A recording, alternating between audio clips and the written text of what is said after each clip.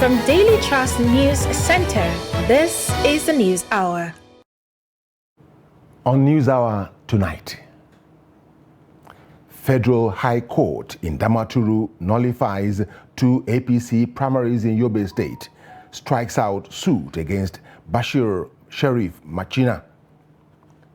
Labour Party presidential candidate calls for suspension of election campaign in honor of flood victims. Multinational task force arrests terrorists, food suppliers.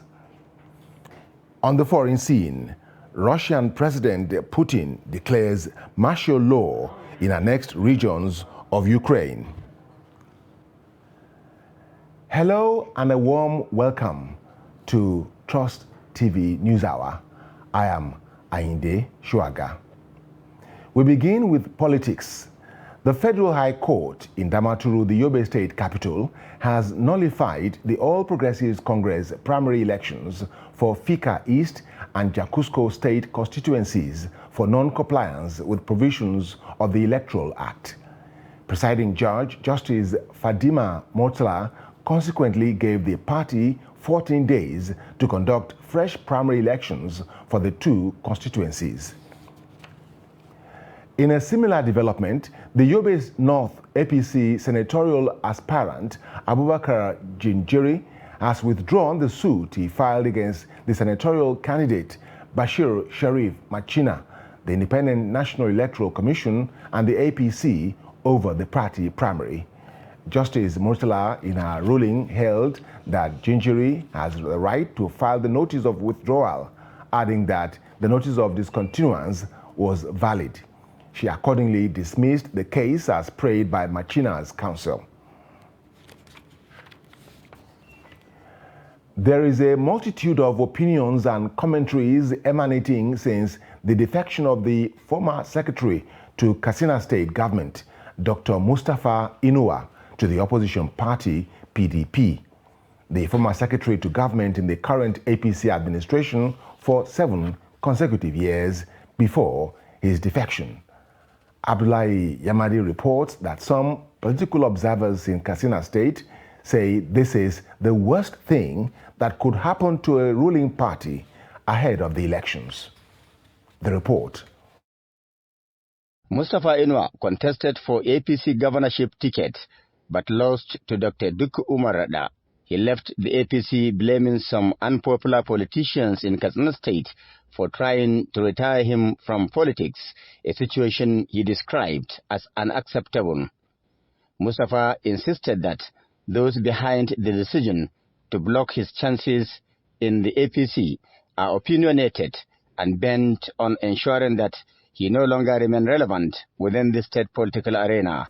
Apart from making a lot of insinuations, a lot of bad commentary about us, they engage other people also in making similar bad comments, accusations, and so on about it, including the candidate himself. However, the Katsina State APC governorship candidate Dukku Umar Rada says his political aspiration loses nothing from the defection of the former SGS to the opposition PDP.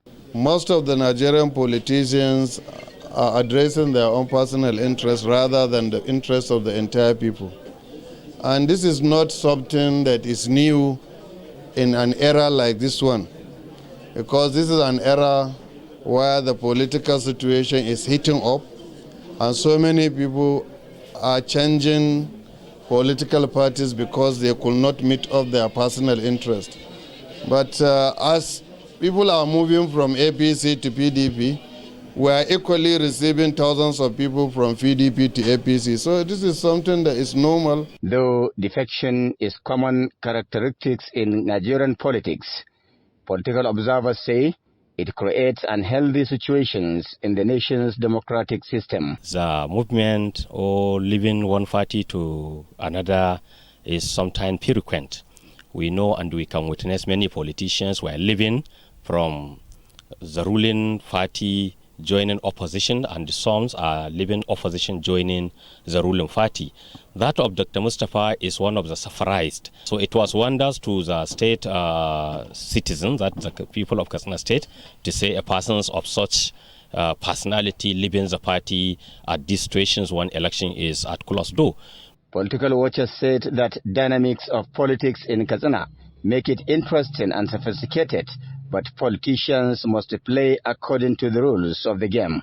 Abdullahi Ismail, Trust Television News, Katsina. Supporters of the governorship candidate of the All Progressives Congress in Adamawa State, Senator Aisha Binani, on Wednesday took over the streets of Yola to protest the nullification of the primaries that produced Senator Binani. The supporters said the peaceful protest was to reaffirm their support for Binani. Salis Lawan reports that the APC gubernatorial primary in the state was invalidated because the party had disregarded its own rules and those of the Constitution. The report.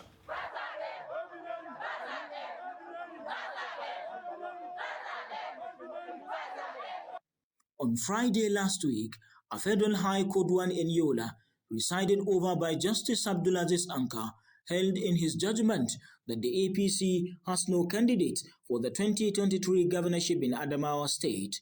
The judge held that the nomination of Senator Aisha Binani was in clear contravention of Section 85 of the Electoral Act because there was manifest overvoting during the process. Meanwhile, on Wednesday, hundreds of supporters of the Adamawa Central Senator protested what they describe as the marginalization of women by politicians and political parties. Time frame to say that Senator Binani's mandate is not thwarted through the back door. Binani's mandate is a mandate for every woman, and all women should arise to protect the mandate. In as much as we are law-abiding and respect our court of law, we are calling on the higher court to do justice in the case without fear or favor. The supporters, majority of them women, call on women to consider Binani's case as one of their own by leading their voices toward ensuring her success in the appeal court. Binani is the only woman candidate, governorship candidate in Nigeria, and now they are trying to turn it upside down, that she's not going to contest again. It's not proper. They should allow women also, because it's the women that did everything. We are the one that helps the men in time of campaign and everything. It's only the women that you can see everywhere, and the youth. We help them to do campaign, we bring them to the seat. But when it comes to the time of woman to contest an election, they will say, she's a woman, she cannot do this, she cannot do that. It's not proper. It's not proper. They also urged the All Progressive Congress to ensure justice is for Binani. The Progressive Congress should also stand by Binani because recent events have proven that she is the only candidate to win in the Adamawa governorship election from 2023.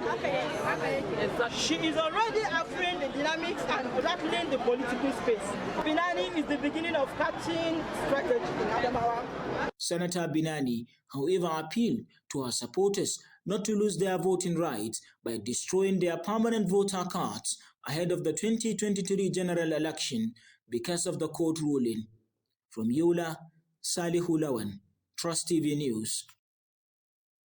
Meanwhile, Raymond Chidama, Adamawa State Secretary of the All Progressives Congress, while featuring on Trust TV's political program Daily Politics, said the party is optimistic appeal court will upturn the verdict of the lower court that nullified the party's primary in the state.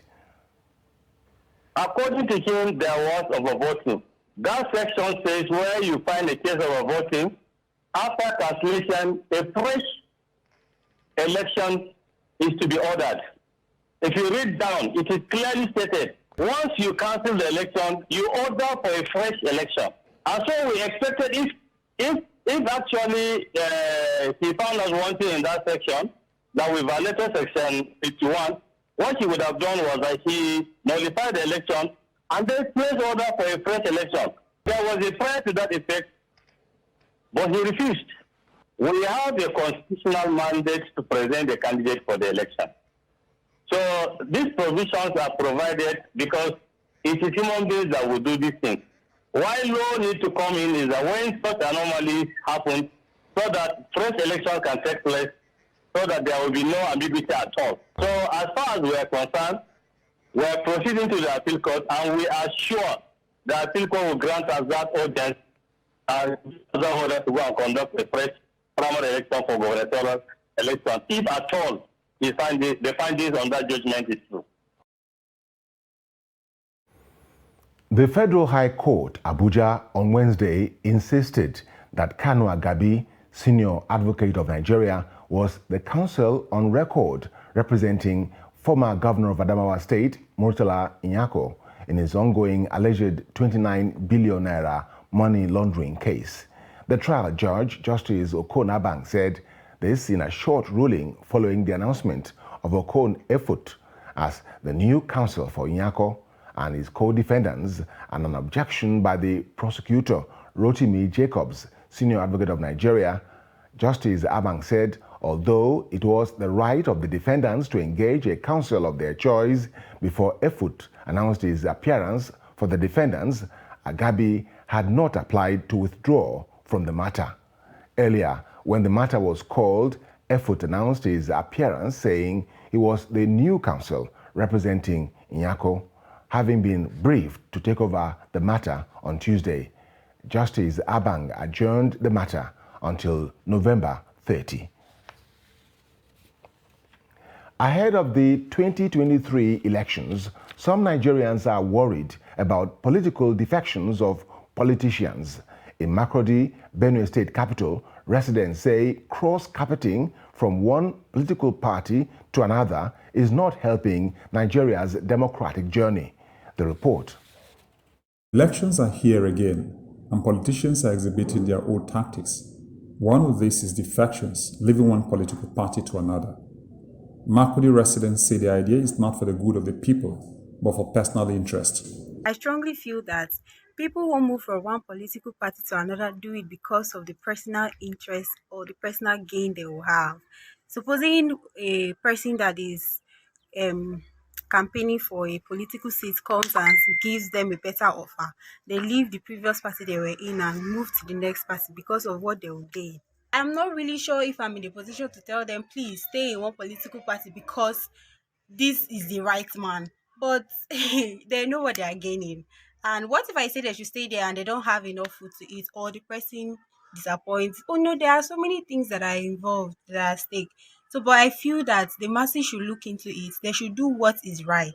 They should not just keep jumping because somebody is offering them peanuts. Because in the long run, this money will finish. The amount of money they are giving you will soon finish. But a good nation will always stand. Others say, although freedom of association is guaranteed, all the politicians are, however, teaching the younger generation bad examples. They call on party men and women to learn from the past and make the polity ideal. Of choice, because each person has his own choices of making things in life. But if you ask me, I'll say it's not right, because these are the same people that will leave the political party they are into to move to another party, and they will still do the same thing they were doing in that previous party. They are the ones who are supposed to lead us, so they should do the right thing. If they are based in one party, then they should be in one party, not moving from one party to the other.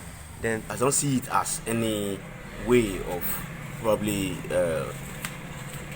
stabilizing the government, which we see right now as maybe not stable, because all these people, all the politicians defecting from one political party to another, are still the same people going to form another party under maybe probably another name, and as a result, all the things that we've experienced in the previous government when they were in the previous party still occurring. Since 1999, defections from one party to another has been a prominent political feature on the eve of elections. And yet, the socio-economic landscape of the country is still not yet near what it should be. The Military High Command has warned politicians against using military personnel, their activities, uniforms, or accoutrements as themes or for illustration of messages in political advertisements or any such productions.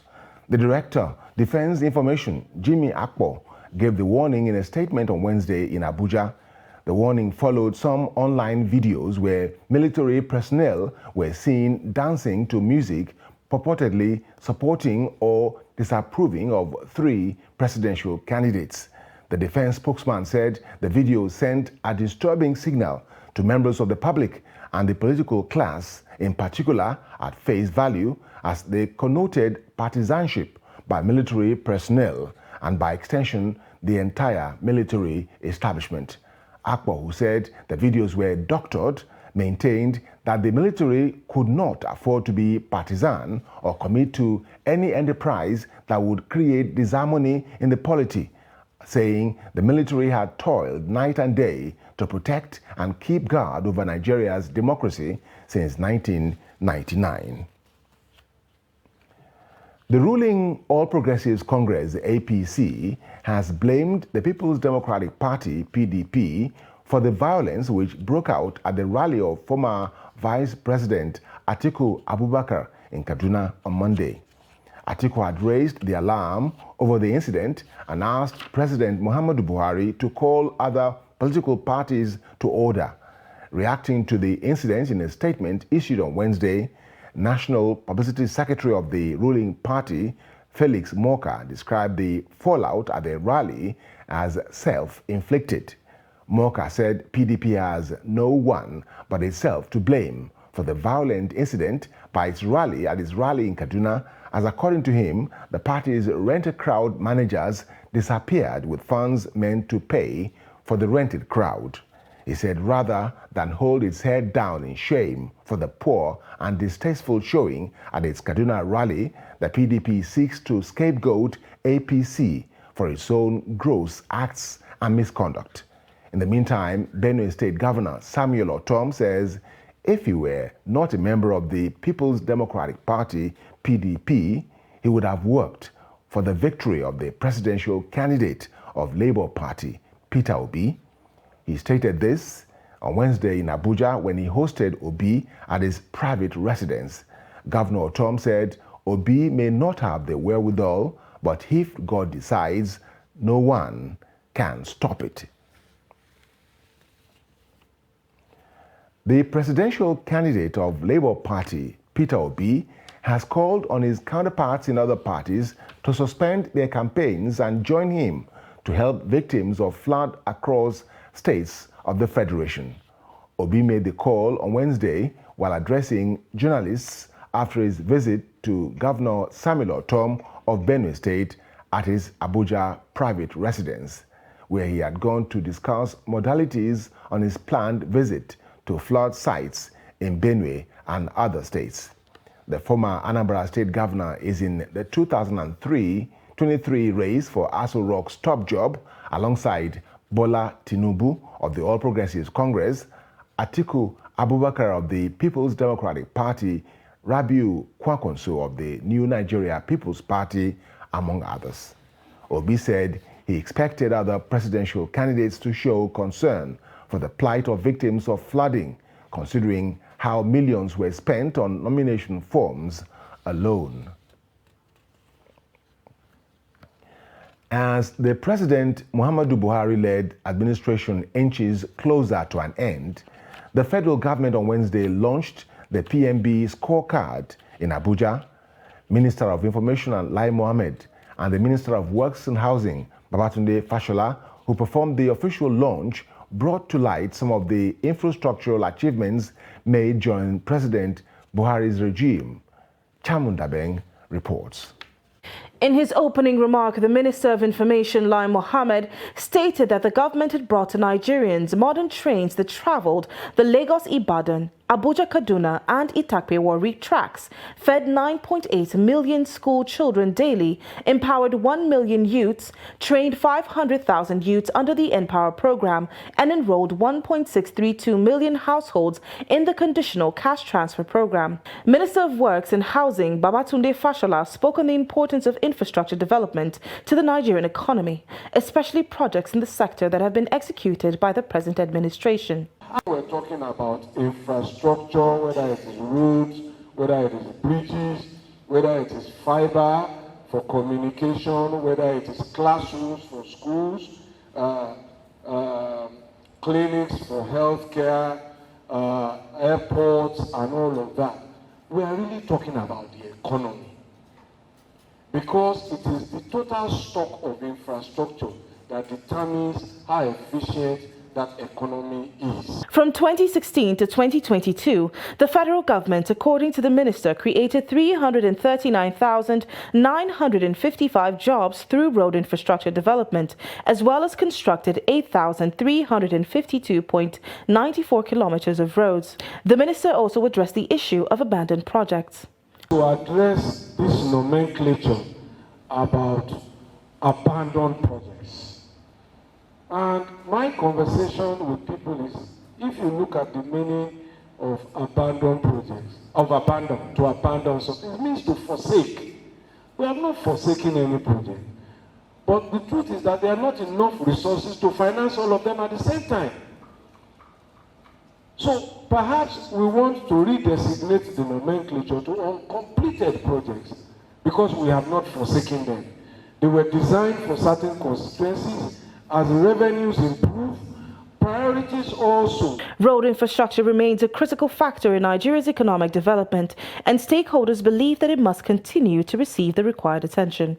Chamun Dabeng, Trust TV News, Abuja. President Muhammadu Buhari has signed the Nigeria Startup Bill 2002 into law to create an enabling environment for the establishment, development, and operation of startups in the country. The law, which holds huge benefits for the Nigerian economy, adopts an approach of allowing startups to identify business challenges and voice them out. Minister of Communications and Digital Economy, Issa Pantami, announced this on Wednesday after a meeting with the President at the State House, Abuja. Kehinde Amodu reports. The Nigeria Startup Act 2022 is a joint initiative by Nigeria's tech startup ecosystem and the Presidency to harness the potential of Nigeria's digital economy through co-created regulations.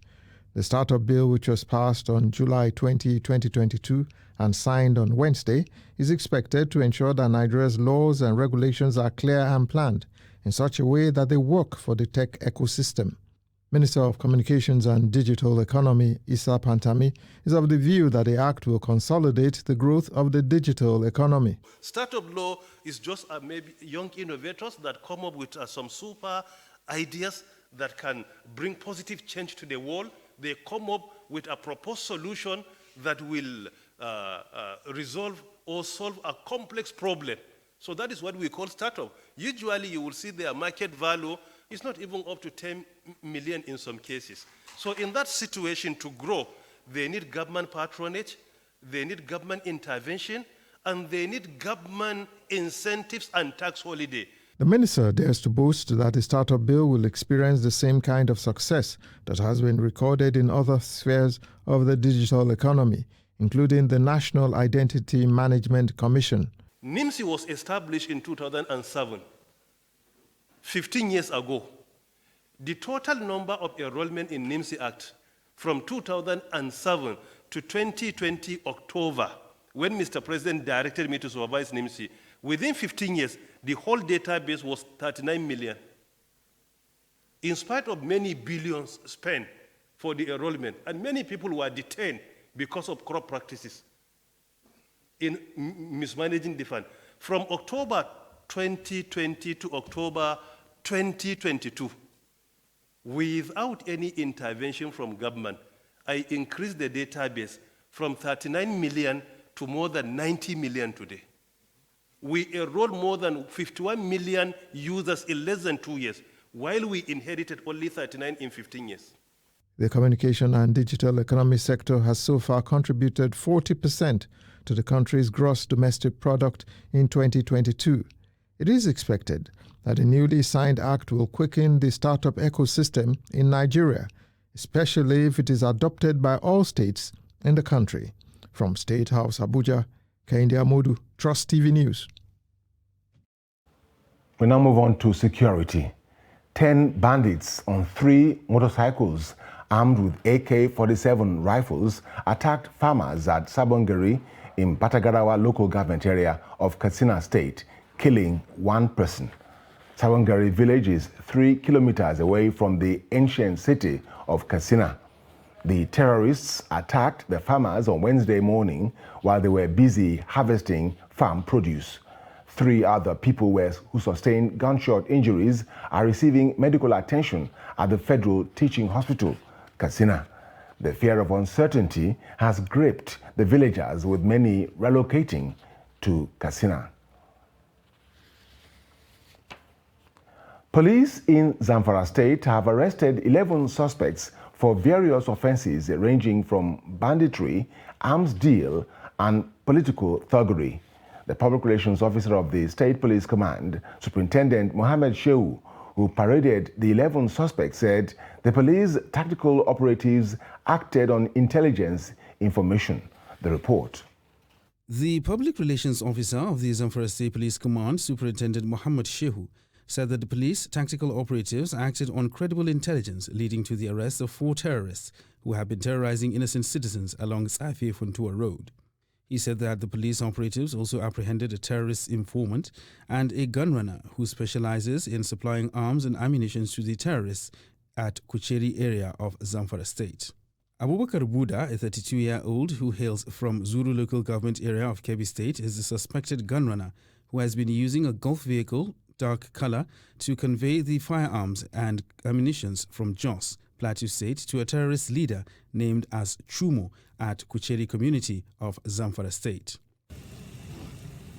The command, in an effort to control the situation and arrest the perpetrators, mobilized its tactical operatives, where 5 suspects in possession with locally fabricated guns, who also attempted to shoot at the police operatives, were arrested in connection with the alleged crime. The police further said that 5 suspected political thugs were arrested over alleged killing of 1 person and leaving 11 others with injuries last Saturday when APC and PDP political thugs clashed in Gusau metropolis. That armed political thugs were shooting sporadically at innocent people, which resulted to the killing of 1 person and about 11 were injured and now at the Forest Specialist Hospital of Gusau, where they are responding to treatment. Items the police tactical operatives recovered from the suspects include 4 locally fabricated guns, 1 AK-47 rifle, 100 rounds of AK-47 live ammunition, 7 cartridges, a cutlass, 2 motorcycles, 4 handsets, 1 walkie-talkie radio, 140,000 naira, and a bunch of charms. At least 40 terrorist food suppliers have been arrested by multinational Joint Task Force operatives. The suspects were arrested during an intelligence operation carried out by troops of Sector 3 of the task force in the Lake Chad region.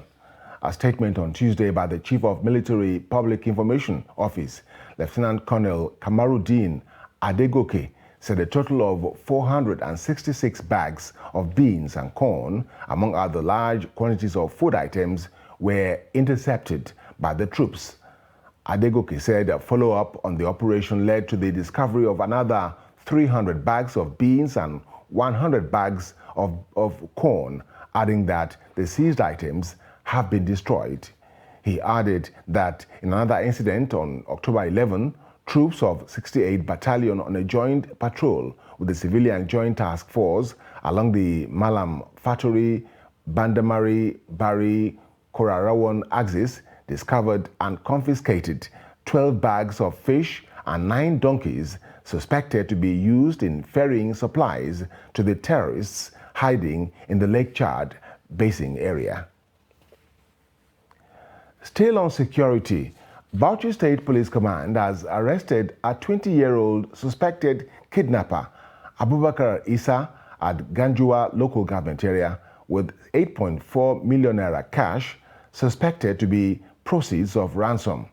Commissioner of Police Umar Sanda paraded the suspect and other criminals at Police Command headquarters in Bauchi. Trust TV's Adamu Imam reports.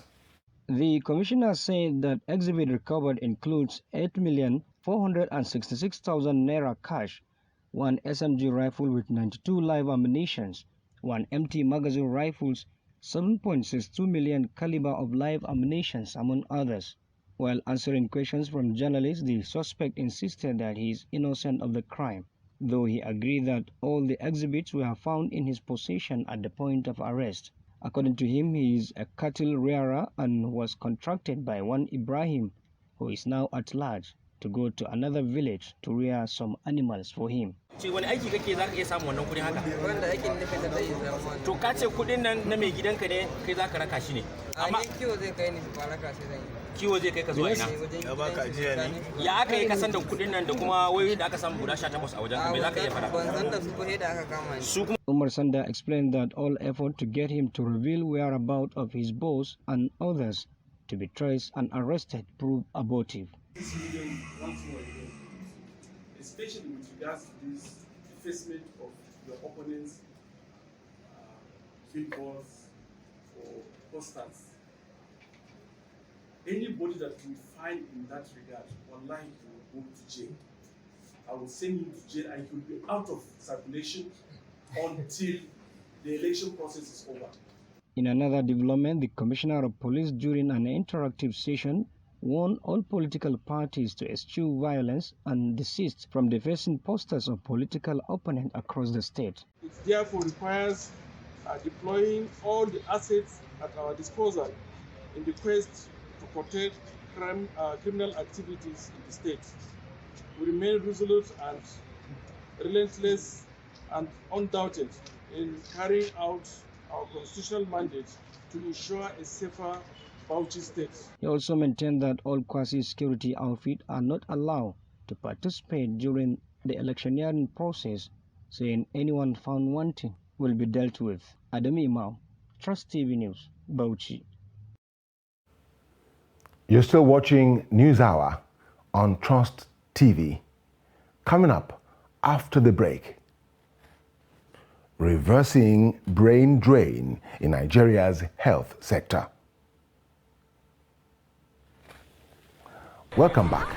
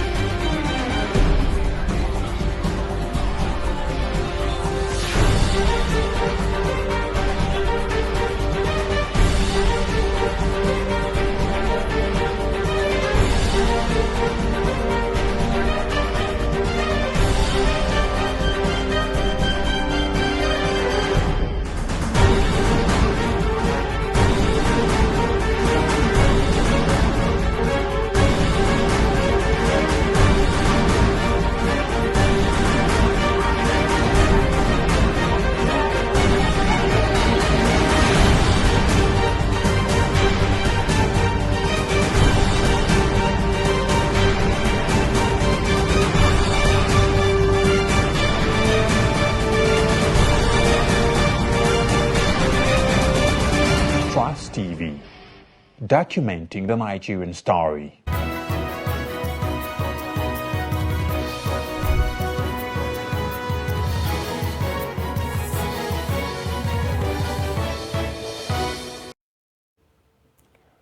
Welcome back. If you're just joining us, this is News Hour on Trust TV. A recap of our top stories.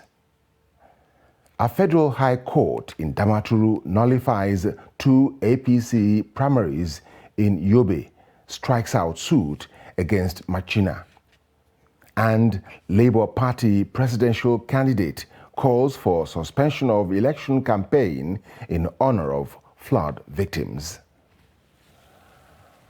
Moving now to other stories. A 25-year-old man, Abimaje Shutu from Egume in the Kina local government area of Kogi State, and a commercial tricycle operator in Lokoja has been arrested for impersonating an inspector of police. He was caught with a fake police identification card which identified him as a police inspector. The accused was apprehended by the security personnel of the Kogi State Polytechnic Lokoja on Saturday, 15th October 2022 at the main campus of the institution. The head of the Public Relations and Protocol Unit of Kogi State Polytechnic Lokoja, Uredo Omale, confirmed the incident and said the culprit has been handed over to police authorities for further investigation. The culprit was reported to have confessed that he has been using the fake ID card for months to secure easy passage from security checkpoints as a Keke Napep operator in Lokoja metropolis. He also confessed that he was using it to escape public harassment. When contacted, the Kogi State Police Public Relations Officer, SP William Aya, claimed he is yet to be briefed on the case. A coalition of activist groups under the aegis of EndSARS United has reiterated its commitment to stand against any form of injustice on victims of the EndSARS protest that rocked the country in 2020. The group made the call at a press briefing on Wednesday in Lagos as part of activities marking the second anniversary of the EndSARS protests that took place on the 20th of October 2020. Organizers urged the federal government to revisit the EndSARS demands of the EndSARS protesters and implement the panel report. Several activities have been held in some parts of the country, with some planning a peaceful march at the Lekki toll gate to commemorate the day. Youths, whichever way you have gone to, one good thing that I like about the current dispositions that at least the youths are now more political than before. We may be quarreling about which political way somebody has gone. I've seen Mr. Folari has got to Young Progressive Party, and I promised publicly that yes, publicly that we will support him. The important thing that people should be political. People should be political before we are not political. People say I just want to make it or I want to japa. We found ourselves outside the hospital. There was no vehicle. We trekked about where they discharged about. Let me remember. They discharged about 7 to 6 of us. We could not walk. Some they scattered. The bullet teared their legs, so they could not walk. We trekked from Marina General Hospital down to the toll gate when the shooting is still going on for us to be safe. So after trekking there, so we now met some protesters. They now took us to somewhere, a church at Lekki Phase 1. So we were there for 1 week. From there, somebody came to help us. We've been in the safe house for like 3 to 2 months. The panel recommendations to be met, and all the dead bodies, where are they? Where did they bury them? It was somewhere they buried them now. All the body, the panel report listed up to like 40 something names, and even the pathologists, Lagos State pathologists came to the panel and said there were 99 bodies in the mortuary. Where are the bodies? So there are so many questions that I need answered. Academic activities are yet to commence at the Nnamdi Azikiwe University after the Academic Staff Union of Universities called off its strike, its 8-month-old strike. A visit to the university saw new intakes trying to complete their clearance and registration, while few students were spotted receiving lectures outside the faculty building. Although normalcy is yet to return to the school, as overgrown weeds show the school premises has been unattended to for a long while. Students and lecturers are happy to be back. You know what the situation is in the country. People have been owed 8 months of salaries, and Some of them are outside the state, some of them are outside the town. They have family, they have responsibility. So we're watching to see how it will play out. Because you know their members are hungry. They need money to fuel and find their way into the school to take up their responsibilities as academics. We got into the classroom, but we discovered that the classroom was not properly cleaned. Attending this very class, that should be a bonus for the students. I'm glad to be back. Unfortunately, the 8 months was like madness. The students missed us, we missed the students, but we're happy to be back. I actually expected people to show up in full force and all that, but when I came here, everyone was just scanty. It's not an easy experience doing this strike. You can see the school environment, you can see how untidy and how grass is growing up. On health, the need to arrest the loss of skilled individuals in the health sector to developed countries through brain drain was the focus of a national symposium in Abuja, organized by the National Institute for Policy and Strategic Studies in collaboration with the Development Research and Projects Center and other stakeholders. The symposium discussed practical solutions to ease the burden. Trust TV's Aisha Salihu reports. Leading advocates, experts and stakeholders at this national symposium say to stem the negative tide of human capital flight of Nigerian medical practitioners to other climes, push factors such as poor funding of the health sector, stressful medical education, impediment of the National Youth Service Corps to medically trained doctors, poor remuneration in the face of high inflation, unhealthy rivalry in the health sector, insecurity among others must be addressed. Well, we'll understand that we may not have the very, very good environment that they expect us to have. Government still has a role to play, and even individuals still have roles to play to show that they care about Nigeria. The health sector of Nigeria is very, very important if we are going to have a productive national economy. Seeing that even nurses, midwives, and some community health workers have, joined the pattern of migration. If Nigeria is to achieve universal health coverage and take health to the hard-to-reach areas, we have to start to think positively about the human resource for health gap that's now widening. One of the things that we'll start to see is that there will be inequalities. People at the periphery and the peri-urban centers won't have access to, health care, unlike people who are in the urban centers. Issues of sustaining child, maternal, family planning, as well as getting more young women into the healthcare field also got priority attention. If we want to really improve the healthcare situation, especially at the primary care level and for women's health, we need to ensure that girls have the same opportunities for economic growth and to enter. We have to facilitate and encourage them to join healthcare workforce. But to ensure medical practice is more attractive in the country, there is the need to implement favorable government policies, incentives and better remuneration. When you talk about funding the health sector, if Nigeria and other governments, head of governments in Africa in 2001 met in Abuja and agreed that it will take 15% of annual budget to properly run the health sector in Africa, why are we still talking of 5%, 4.5%? 2023 is 5.75%. The Federal Ministry of Health says it is working to identify strategies and mechanisms for sustainable financing as part of a wider search for solutions. So government is looking for a way to increase the facilities, improve the infrastructure, improve incentives to be able to attract some of these personnel back to Nigeria. And then the issue of bonding, having trained a very high proportion of these people with government or taxpayers' funds. As part of efforts to enable Nigeria to achieve universal health coverage by 2030, the Presidential Health Reform Committee is set to review and implement recommendations at the symposium to improve the country's workforce. Aisha Salihu, Trust TV News, Abuja.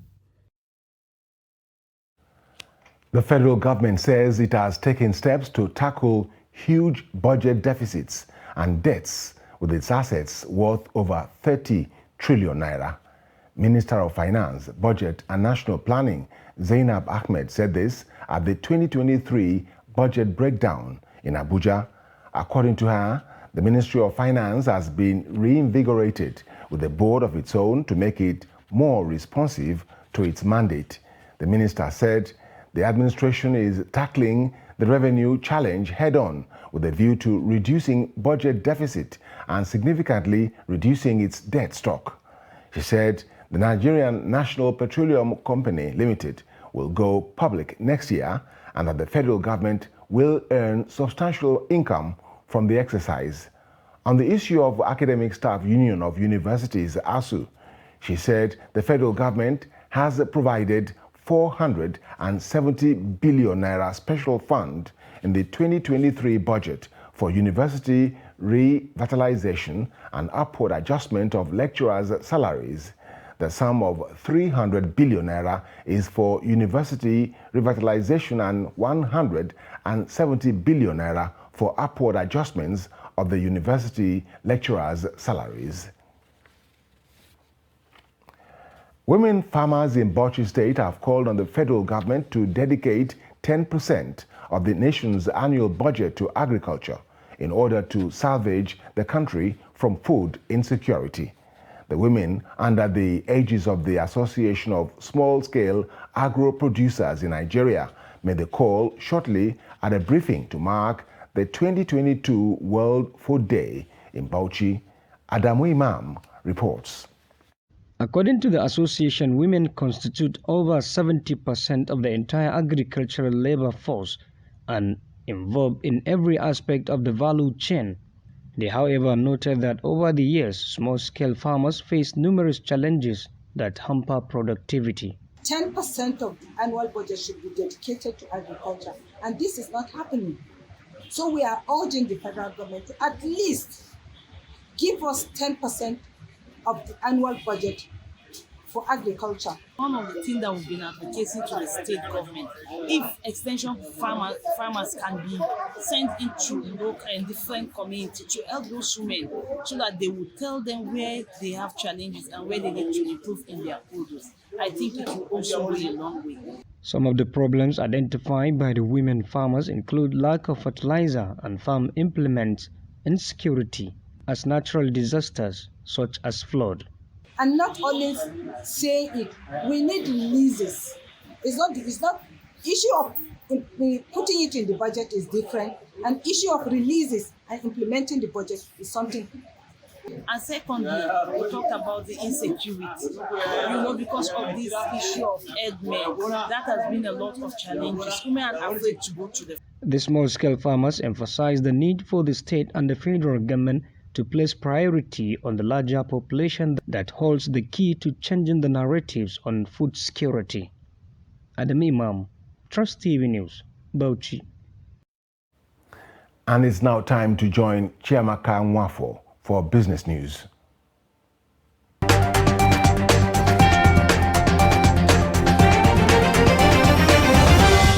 The Nigerian National Petroleum Company Limited, NNPCL, spent over 13 billion naira on entertainment for its staff in 2 years.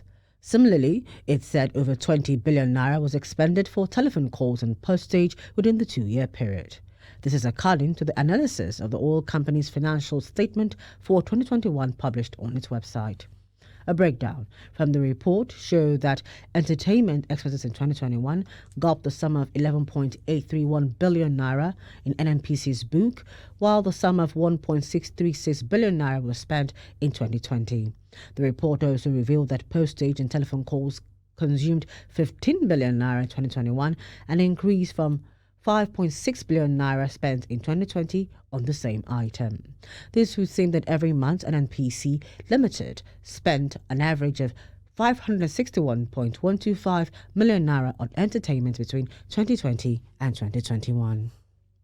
Automobile manufacturing company BMW China has recalled its K1600 and K1600 GT motorcycles with production dates between 28 June 2017 to 19 September 2018 due to faulty shock absorbers.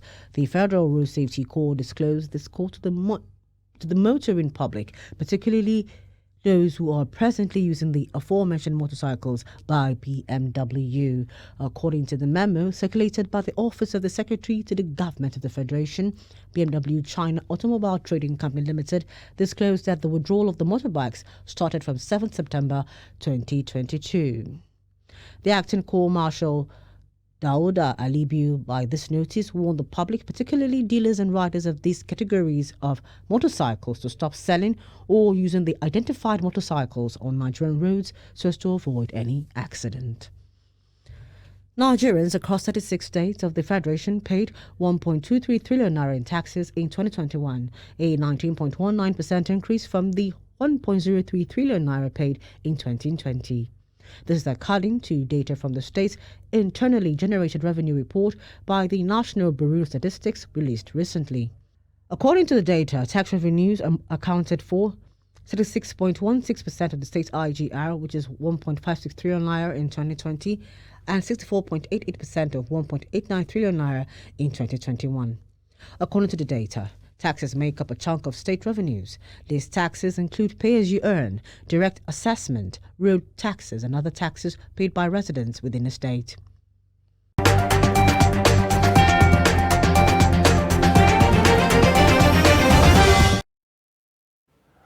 On the international scene, Russian President Vladimir Putin has declared martial law in Donetsk, Luhansk, Kherson, and Zaporizhia, 4 regions of Ukraine that Russia proclaimed as annexed last month. In televised remarks to members of his Security Council on Wednesday, Putin said they are working on solving very complex, large-scale tasks to ensure a reliable future for Russia.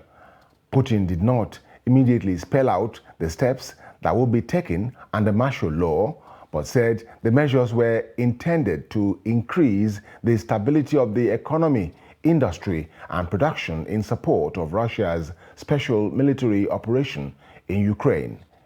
Meanwhile, Ukrainian presidential advisor Mikhailo Podolyak rejected the move and said Kyiv will continue its counteroffensives against Russian forces in Ukraine. It's now time to join Adeniyi Ajisafe for sports news.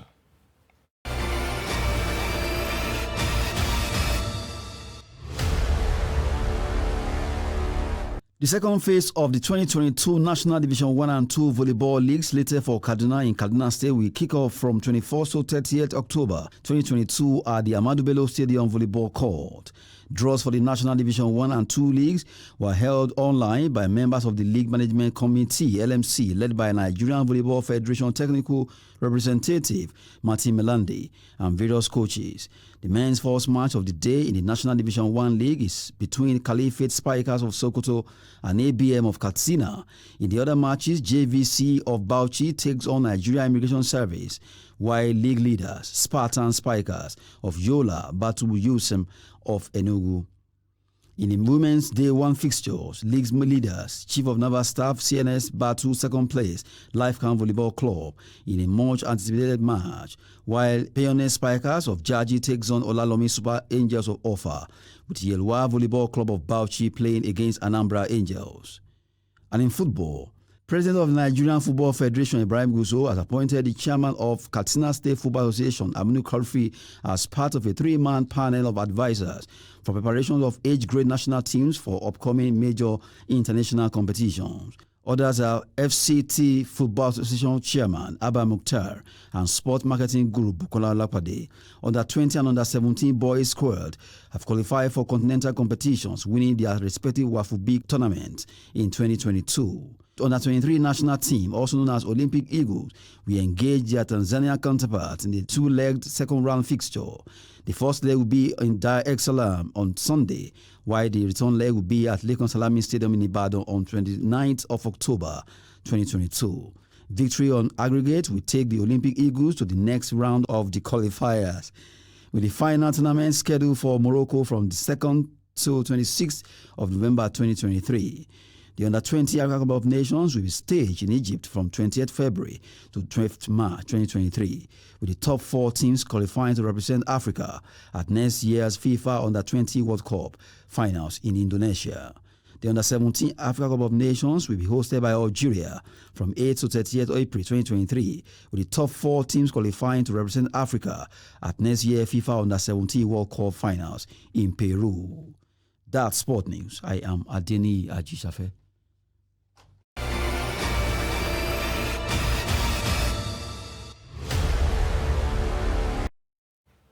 And with that, we have come to the end of Trust TV News Hour. Don't forget to follow us across all our social media platforms. I'm Ayinde Shuaga, thanking you for watching.